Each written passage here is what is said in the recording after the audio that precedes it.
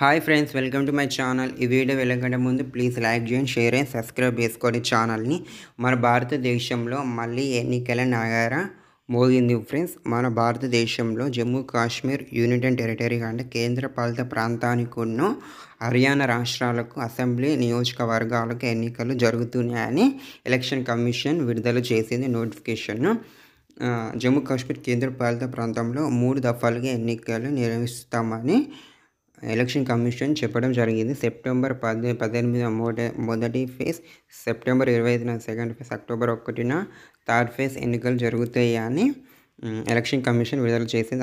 అదేవిధంగా అక్టోబర్ 1న హర్యానా రాష్ట్రానికి ఎన్నికలు జరుగుతాయని చెప్పడం జరిగింది. అక్టోబర్ 4న రిజల్ట్ వస్తుందని చెప్పడం జరిగింది ఎలక్షన్ కమిషన్. అదేవిధంగా ఇక్కడ జమ్మూ కాశ్మీర్లో 3 ఫేజ్లు ఎన్నికలు కదా.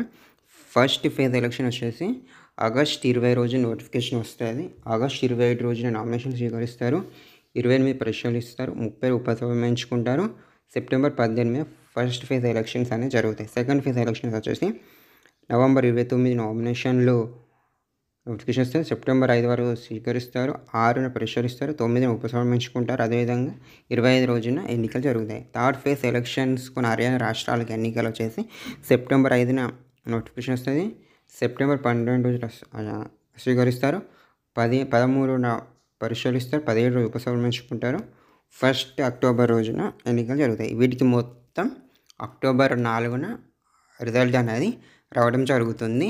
ఇక్కడ ముఖ్యంగా చెప్పుకోవాల్సింది ఏంటంటే జమ్మూ కాశ్మీర్ కేంద్ర పాలిత ప్రాంతం గురించి చెప్పుకోవచ్చు. ఎందుకంటే ఈ జమ్మూ కాశ్మీర్ కేంద్ర పాలిత ప్రాంతంగా అయినప్పటి నుంచి ఎన్నికలు జరగలేదు. ఇదే మొదటిసారి ఎన్నికలు జరుగుతున్నాయి. అదేవిధంగా ఇక్కడ ఆర్టికల్ 370 ఆర్టికల్ రద్దయినాక తొలిసారి ఎన్నికలు జరుగుతున్నాయి అని చెప్పవచ్చు. 10 సంవత్సరాల తర్వాత ఇక్కడ ఎన్నికలు జరుగుతున్నాయి అని చెప్పవచ్చు. ఇక్కడ చెప్పాలంటే 2014 తర్వాత ఇక్కడ ఎన్నికలు అనేవి జరగలేదు. 2019లో 370 ఆర్టికల్ రద్దయింది. అప్పటి నుంచి జమ్మూ కాశ్మీర్ ప్రాంతంలో రాష్ట్రపతి పాలన ఉంది. ఇప్పుడు ఎన్నికలు జరుగుతున్నాయి.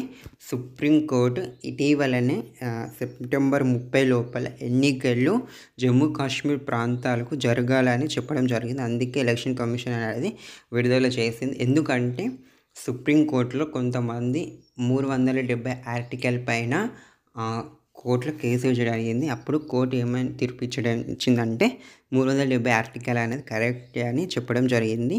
అందుకే ఇప్పుడు ఎలక్షన్ కమిషన్ ఈ 3 విడతలుగా జమ్మూ కాశ్మీర్ కేంద్ర ప్రాంతంలో ఎన్నికలు నిర్వహించడం జరుగుతుంది. అదేవిధంగా హర్యానాలో కూడా 5 సంవత్సరాలకు ఒకసారి ఎన్నికలు జరుగుతాయి కాబట్టి ఈసారి ఎన్నికలు జరగడం జరుగుతుంది.